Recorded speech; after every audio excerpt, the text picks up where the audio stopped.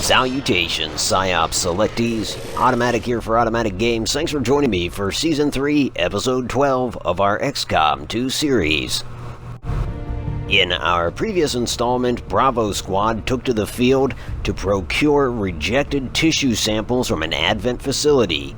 They did so successfully, but not without taking another casualty, a death in the form of Otto Williams, which left certain members of Bravo Squad shaken and, well, your humble host, a little envious of those that save scum. But Otto isn't the only death that we've seen recently, at least in the last few days. We're looking now at the upper deck of the Avenger. It affords anybody that comes up here a wonderful view of the surrounding landscape. Of course, in flight, nobody would want to be up here. Nonetheless, it's a 7-story drop down to the ground. One of our combat personnel found their way up here, meandered toward the back rail, and hurled himself over, plummeting 7 stories to his ultimate death. His body was found by engineers and brought back on board. You may have already guessed, that would be none other than the confused and depressed Miles Upshur, codenamed Outlast.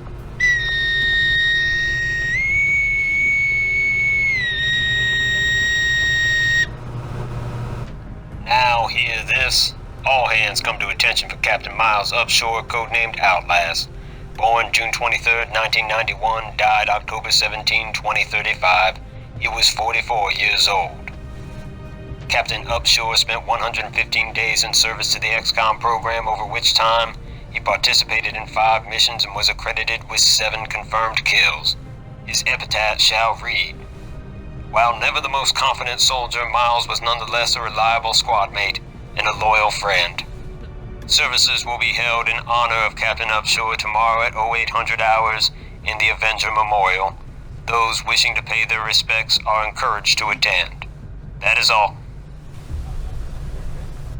And, obviously that leaves some members of Alpha Squad remorseful, regretful of their words, but, you know, the proverbial show must go on, and although Alpha are having a hard time wrapping their heads around Miles' fate, he was clearly a troubled man. I had high hopes for the Resistance under your leadership, Commander, and you have outdone yourself. Perhaps he should have been relieved of duty when he had asked, but since that never came to pass, he took the matter into his own hands. Alas, it is what it is, and I know that sounds trite, but really that's all that can be said. Strategic resource located. So we finished scanning those power fluctuations, which has granted us some much-needed intel. And as a result of our monthly report, there is, of course, supplies awaiting us over there in Europe. Avenger, so we will set course and set about collecting said supplies. And Charlie's squad is on deck for anything that should arise in this episode, but we are looking forward to some R&D. I do not think I could have predicted this outcome, though it is intriguing. Speaking of which, let's have a look at this breakdown. Central claims to have seen one of these things up close back in the day. Despite a lot of speculation, there was no pilot to be found once we pried it open. Really insightful, Lily, but I do think we already determined that it was unpiloted. Anyways, it yields us a Gremlin Mark III, and there isn't much research left, so let's get into the storm gun, shall we? I foresee a number of valuable applications stemming from this technology. I'll have a report assembled as soon as the research is complete. And I confess that I haven't done much in terms of upgrades to shotguns or anything along those lines, but now there really are no alternatives. All of our other research options have been whittled away, which is a good thing. And meanwhile, Brylight has passed another milestone in his training. And I do believe that next up for him will be Fuse. And in the previous episode, I mentioned that he had been receiving psionic messages. More specifically, I guess I should say psionic visions of a troubled former XCOM combatant. And he has shared these visions with the engineer that's looking after him, who has subsequently shared it with Leah Jackson, a scientist, who has shared it with her man, Mark. And so pretty much Bravo Squad knows about his visions, and his intel can be corroborated by something that Firebrand knows. She knows that she has been contacted by this former XCOM agent, but she was told to keep it under wraps. Unfortunately for High Command, Firebrand has a good rapport with Joan Richards. And so Richards heard the whole story, and, well, frankly, we believe there's a member of Delta Squad out there trying to get our attention.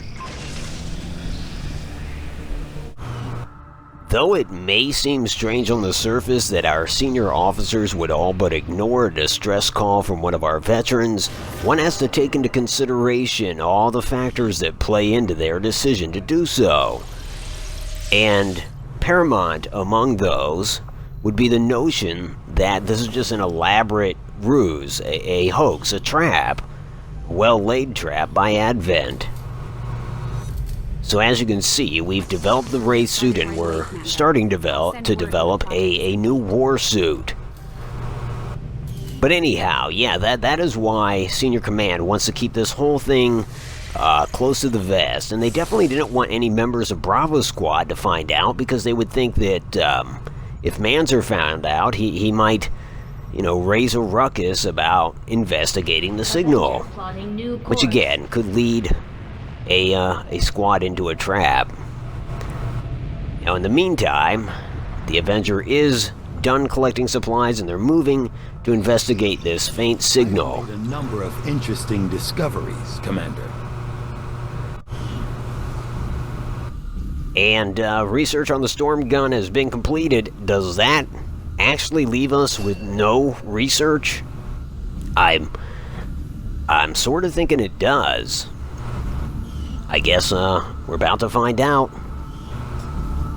Yeah, we are all maxed out on research, so let's turn our attention to the Shadow Chamber. It's been a while since we've been here, but we want to look into that stasis suit. We've also got a Codex brain to investigate, but first comes the stasis suit, I think.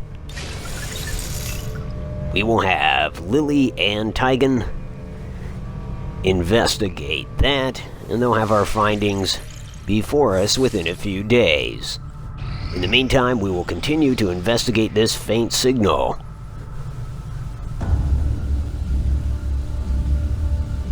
Just like the one we found the commander in. On the surface, yes. But in function...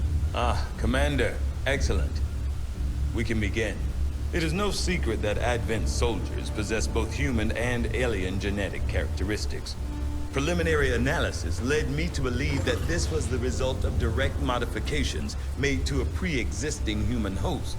Prisoners, or perhaps even unwitting volunteers. See your local Advent recruiter today. However, the reality is something else entirely. The Advent troopers at the facility we discovered, including the specimen before you, were manufactured. Each soldier possesses a unique genetic code. Predominantly human, of course, but with some fragments left open. Left open for what? Whatever alien DNA Advent wishes to insert. Sectoid, mutant, even the species our soldiers refer to as Berserker. In all cases, human genetic material serves as a bonding agent, holding the strands together. Human material? You mean the stuff we found at the Black Site facility? Precisely. The key component in their soldier manufacturing process. So we've been fighting ourselves this entire time. In a way. But I believe there's more to it than that. The human DNA in this specimen bears one key difference from the entirety of the sequences decoded in the Shadow Chamber. Psionic sensitivity. Given the sheer volume of strands involved, this cannot be accidental. Screening process at the clinics. Avatar. The potential power of a being created with this template is significant, central. Had we not intercepted it before the process was completed... I know, Doctor. Continue your research. Let us know if you find anything else. And our next area of research will, of course, be that Codex brain. So we'll get that underway, but in the meantime, let's turn our attention back to our PsyOps. And in fact, Brightlight has concluded his mastery of Fuse, which grants him the capability to detonate explosives on the person of any given enemy. So that should be fun to see in play if he gets the opportunity to use it. As to his next area of learning, I think we're going to go for Sustain here. If he finds himself in a perilous position, that could grant him a second lease on life. So I think it could come in handy. But yeah, High Command definitely didn't want word of his visions or Firebrand's intel to fall into the hands of Bravo Squad, but indeed it has. Now, we've concluded investigating this faint signal, and it grants us a facility lead on the whereabouts of a facility. And strange that they don't just cut to that. Certainly, I didn't see anything pop up, and you would have seen it. Moreover, I'm surprised that a mission hasn't cropped up thus far. And I dare say if one were to crop up now, I would just conclude this and call it an episode rather than, engaging in an entire mission coupled with this traversing the globe, investigating these signals and all the research and development. That would prove for a long episode, and I think I owe my viewers a respite after the long episodes that we've been pumping out most recently. But yeah, we want to purchase some mods here at the black market. I think that can only aid our combatants in the field, and we do have a little intel to spend toward that end. So yeah, we're gonna go ahead and do that. And another reason that High Command finds these distress signals suspicious is this. XCOM has pretty much gone on operations worldwide. And so, for instance, we did an operation in Eastern Europe. Shortly following that, a beacon went up emitting this distress signal from an area around Eastern Europe. And next we were in India. Shortly following our departure, sure enough, another distress signal was broadcasted from India. And so Van Dorn finds it kind of unbelievable that any survivor from Delta Squad would be that mobile unless she had, hijacked a plane or something like that. The idea of stealing a plane, however unlikely, is possible, but it does bring up fueling concerns. I think the more plausible scenario is that this veteran, if legit, is getting some kind of assistance. Anyways, our next endeavor in the Proving Ground is experimental grenades. And it's kind of a crapshoot that determines what type of grenade this research will yield us, but we're gonna roll the dice.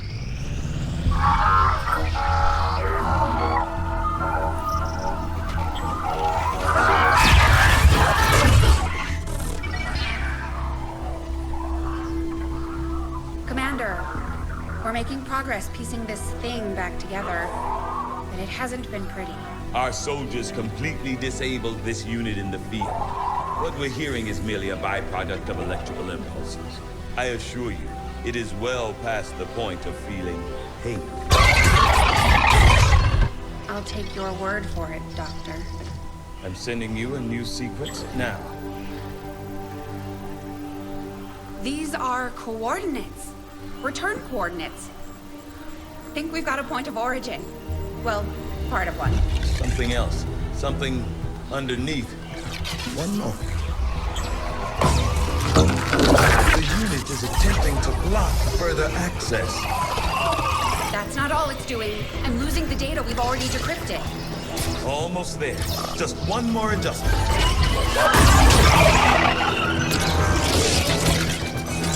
Forget the data. It's accessing the power core.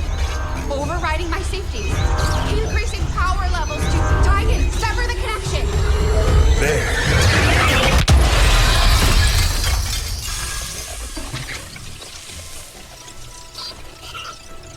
Some sort of fail-safe protocol, I imagine. The Codex must have intentionally overloaded the interface to prevent any further theft of information. Still, I believe I was one step ahead of it. That's an enormous amount of data. Yes, and I expect it may take some time to decipher. Better get started. I don't think we're gonna be able to do that again. I'll proceed with the necessary research and preparation. With your approval, of course, Commander. I'd also suggest we look into those coordinates. That's if I can reconstruct the data we lost in the transfer. I just hope it was worth it. Get those coordinates and we will reconnoiter them. Added. Commander, I've updated our current objectives based on the most recent findings. In the field, the Codex appears as an anomalous form in an almost constant state of flux, seemingly only present in our world for milliseconds at a time. However, it was apparently not immune to the effects of conventional weaponry, having dissipated before leaving behind this object. I had naively believed that, they were just gonna be investigating a Codex brain. But, I would urge them, the next time they want to have a play date with a real-life Codex, go ahead and let somebody from Senior Command know. Maybe, we could have that fully armed and ready Charlie Squad actually secure the Shadow Chamber. I'm just saying, it wouldn't hurt. Okay, we're moving on to the next step of investigating this Codex, I guess. Let's see about these coordinates. I've marked the location Shen pulled from the Codex, Commander. It's a remote region, out in the woods away from any populated areas. We'll need to contact the local resistance forces if we want to get a closer look. New objective added. So it looks like, I'm keeping tabs on all our operations, Commander. Our people are standing by for your orders. looks like at some point here soon, we're gonna be headed to Australia. And that works for me, but I think that we're gonna need more resistance communications in order to do that. Currently maxed out. So yeah, additional resistance comms are in order. We don't have any capacity to spare, which means we can't expand our facilities further. And now we've got power concerns. Well, I suppose we'll have to see to those as well. Either way, we are going to have to investigate those coordinates. And, I can't help but think that we should go ahead and conclude the episode here. For the first time in this entire series, We're chasing another set of coordinates into the middle of nowhere. We've done it before, and we didn't like what we found then either. Wilderness or not, the aliens could be setting up an ambush, or worse for all we know. Our people will be prepped and ready for a fight. I just wish we had more to go on. yeah, for the first time in this whole series, no mission. And as you can see, Central's concerned with yet another ambush at the location of these coordinates. Either way, that's to come. This is Automatic for Automatic Games. I appreciate you watching. If you like this, and as always, if you are subscribed, I will talk to you soon, friends.